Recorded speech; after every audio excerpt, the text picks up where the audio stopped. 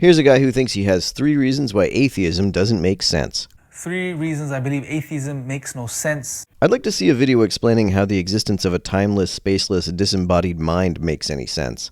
Number 1, the reason atheism makes no sense is because if you adopt the type of atheism which is based on philosophical naturalism, which is the idea that everything is a result of physical processes, it's all physical and everything can be accounted for via physical means, then you run into a lot of problems. Naturalism doesn't say that everything can be accounted for by physical means. It would not be contrary to naturalism if it turns out that there are things that can't be accounted for at all. It could very well be the case that there are phenomena in the universe that human minds are incapable of ever understanding. Naturalism doesn't rule that out, it just rules out the supernatural.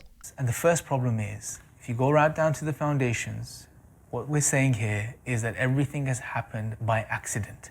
That would only be the case if every natural event is an accident. The word accident sounds like a random, spontaneous occurrence. Natural events are often deterministic. For example, it's not an accident that if you drop something, it falls to the ground. This is not a chance occurrence. It has a determining cause, namely gravity. The mere fact that there's no consciously designed plan doesn't mean that everything must be random and chaotic. It's physical processes, physical things, physical atoms and molecules bumping and colliding into each other over millions and trillions of years, God knows how long, which have resulted in everything we see in the world today. This is absolutely crazy. It's madness. Why? The way physical particles bump into each other is very predictable. It's not random. There is not so much chance involved that no orderly systems can result from them. They behave with enough regularity that there is no need for some intelligence to consciously control everything. All of the order, all of the balance, everything we see within the universe, including ourselves as human beings, all of this is a result of an accident. Nope, that's not a claim that naturalism makes, nor is it an implication of naturalism. The order we see is the result of the orderly way that atoms and molecules interact with one another. When you say that the order is a result of particles bumping into one another, that makes it sound like a chaotic process with no order to it. That's just not the case. You might ask, where does this order come from? But why would the order need to come from anywhere? You believe that God is orderly without that order needing to be imposed by anything else, so why can't the universe have order that isn't externally imposed? That makes no sense from a rational, intuitive, common sense perspective. It just doesn't make sense in any way, shape, or form. That's right, it doesn't. That's why naturalism does not claim that order is a result of anything accidental. But to develop this, I go to the second point, which is, let's take our rational faculties as human beings. Atheists, theists alike, we all acknowledge that we have rational faculties, truth-bearing faculties. Faculties, when we engage them and we use them, they can lead us to truth. I don't actually believe that. At least I don't believe it insofar as you define truth as an idea or claim that in some sense matches noumenal reality. My rational faculties lead me to conclusions that I find convincing, but given that I'm fallible, I don't know and can't see how I could know with absolute certainty that I've discerned the truth. Every claim I make, including this one, is a belief claim, not a truth claim. Otherwise, if we don't believe this, we shouldn't really hold any position because we can't even be sure of what we believe. Well, if holding a position means holding it with complete certainty, I agree. I don't hold any such positions. I don't understand what it would mean to be wrong about what my own beliefs are, so I just can't help but believe that I know what my own beliefs are. Right?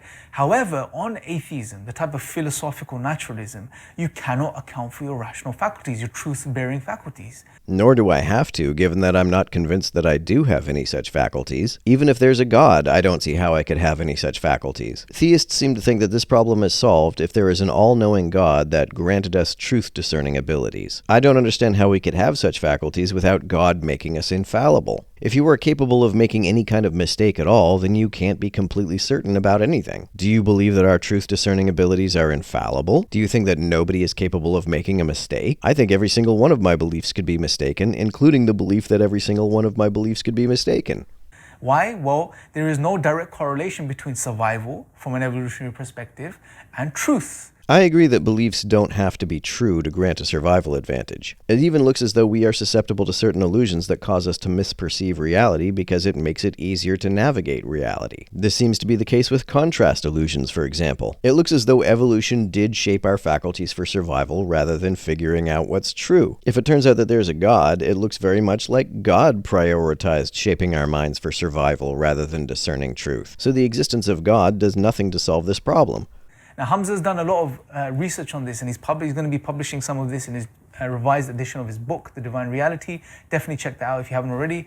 And also, he's done a specialist series on this, and we'll have videos in a lot more detail on this particular topic. But what he shows is that, look, in academia, in the sphere of academia, what they're showing is that truth or survival is not contingent upon truth. And being created by a God doesn't guarantee access to truth. Even if there is a God who reveals the truth to us through Scripture, we are still capable of failing to recognize the truth of that Scripture or mistaking false teaching as divinely revealed. Given that this is the case, even if there are folks whose beliefs are aligned with divinely revealed truth, they can never be completely certain of that fact because they are still fallible human beings who are capable of being mistaken about anything. I find this argument really strange because it seems to assume that God created our minds for the purpose of knowing truth. But if that were the case, why were we not all born omniscient? Why would a God that wanted to give us truth-discerning powers make us so fallible? I know some apologists say that it's because of the fall, but if we were infallible before the fall, how could we have made the mistake of being talked into sinning by the serpent? How could we have made the mistake of thinking the consequences would be worth it?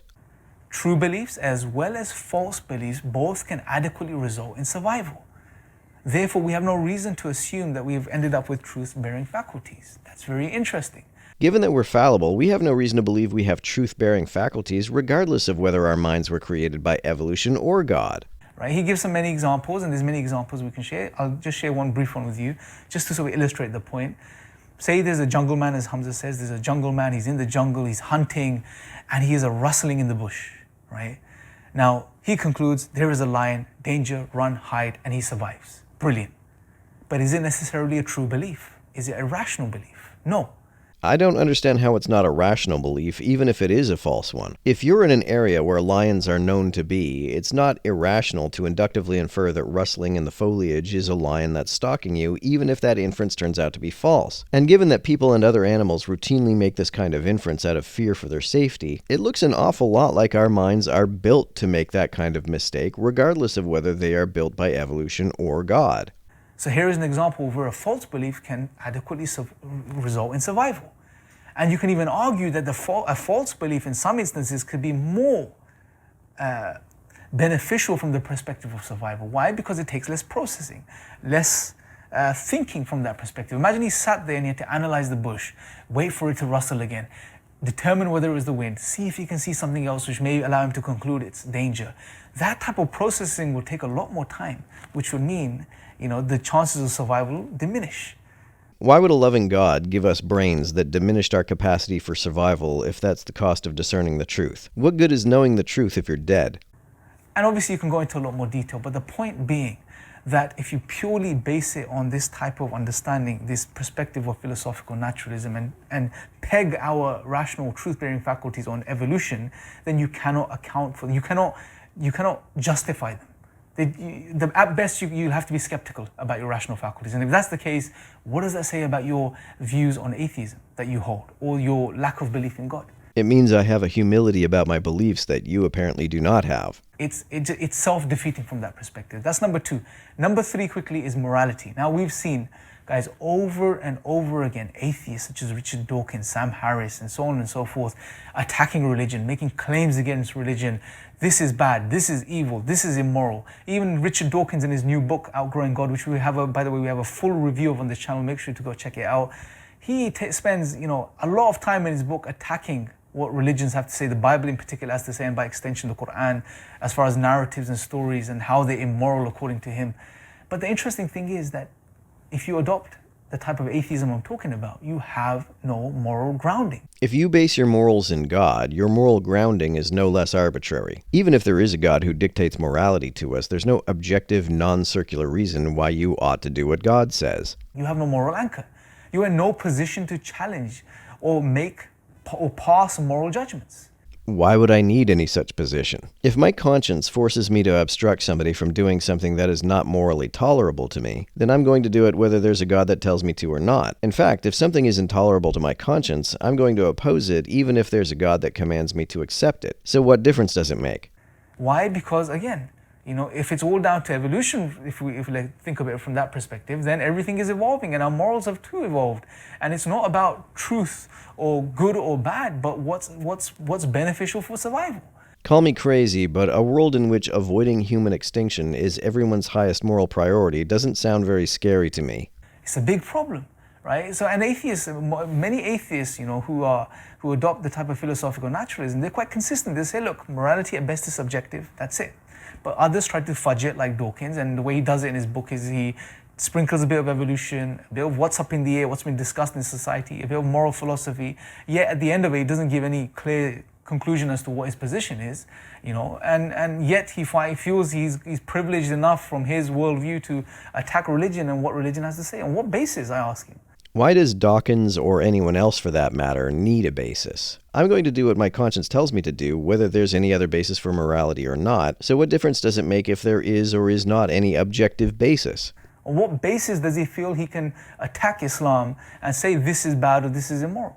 On the basis of his own conscience. Maybe Dawkins believes in some kind of secular objective standard of morality, but I don't see why anyone needs that. People are still free to defy that objective standard, so of what consequence is it? Imagine a universe in which objective morality exists, and some of the people in that universe believe in objective morality and others don't. Then imagine a universe in which there is no objective morality, but some people still believe it exists while others don't. How could you tell which universe is which? I don't see any way you could discern the difference. Even if objective morality exists, its existence seems very much like it's identical to its non-existence.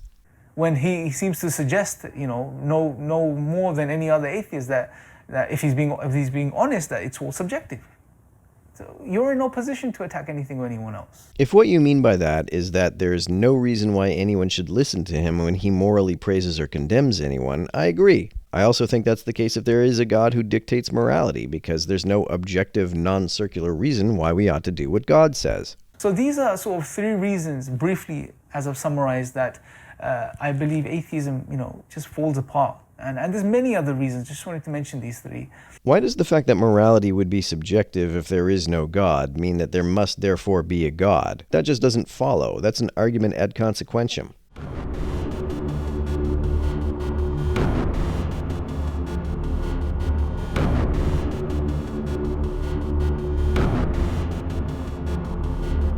To everyone who helps me out on Patreon, you're a big help. Thanks so much.